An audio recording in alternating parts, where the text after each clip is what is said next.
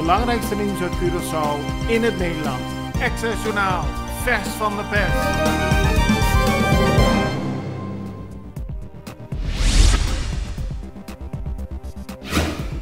Minister-president Gilmar Pik-Pisas heeft vanochtend tijdens een persconferentie aangegeven dat de avondklok gaat gelden van middernacht tot 4:30 ochtends. Daarmee wordt de avondklok een uur verkort.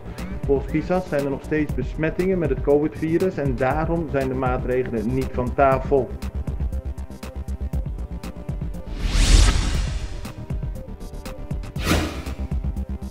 Curaçao mag de huidige begroting gebruiken. Dat blijkt uit overleg in de Rijksministerraad vanochtend. Wat betreft de liquiditeitssteun zijn er nog geen afspraken gemaakt.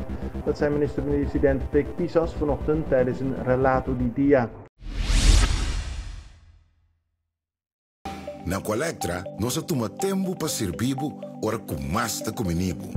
Llama-nos centro de cliente na telefone 0800-035 de Jaluna para Jabierne voor die setor de mente te cu setor de noche para turno serviço nang of patrão cita. Se você tracita para Chasabra, também por hora. Por escolher para trabocita, riba aqualectra.com e aproveitar a mesora, põe o documento na cerca para visita cerca nós vai mais fácil. Sim, a Colectra su centro de cliente wordt klaar para servir na momento que você comini abo.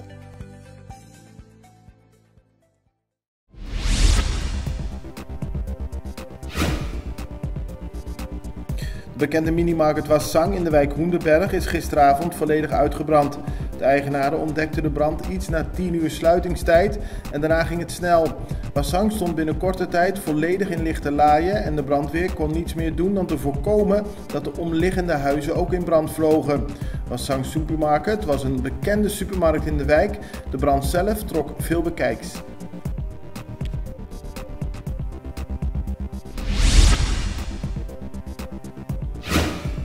Er komt een grote reorganisatie van de Belastingdienst op Curaçao.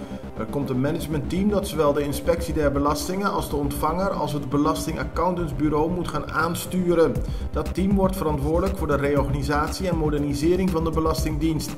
Dat heeft minister van Financiën Javier Silvania gisteren bekendgemaakt. Hij lijkt daarmee de aanbevelingen te volgen van een recente quickscan van de Belastingdienst Curaçao.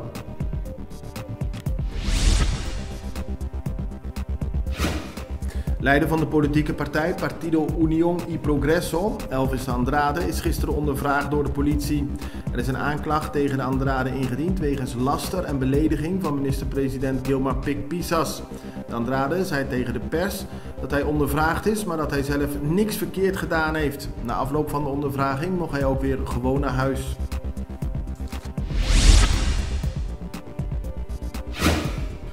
Het Curaçao Medical Center gaat vanaf maandag weer reguliere operaties uitvoeren. Vanaf 10 januari werden vanwege de hoog opgelopen werkdruk alleen acute en essentiële operaties uitgevoerd. Er staan inmiddels bijna 2000 mensen op een wachtlijst. De werkdruk is afgenomen omdat een deel van de medewerkers weer op de werkvloer is verschenen. Een groot deel zat vanwege COVID eerder in isolatie. Met steun van Nederland zijn er ook in de afgelopen periode verplegers en medici ingevlogen vanuit Amerika.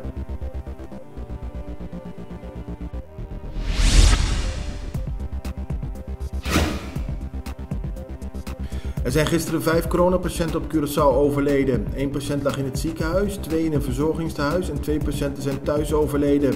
Daarmee is het totaal aantal patiënten dat is overleden aan de gevolgen van COVID sinds het begin van de pandemie opgelopen tot 242. Opmerkelijk is dat alleen al dit jaar er 53 coronapatiënten zijn overleden. Op dit moment liggen er 25 coronapatiënten in het ziekenhuis. Daarvan liggen 10 mensen op de intensive care. Het belangrijkste nieuws uit Curaçao in het Nederland. Access Journaal, vers van de pers.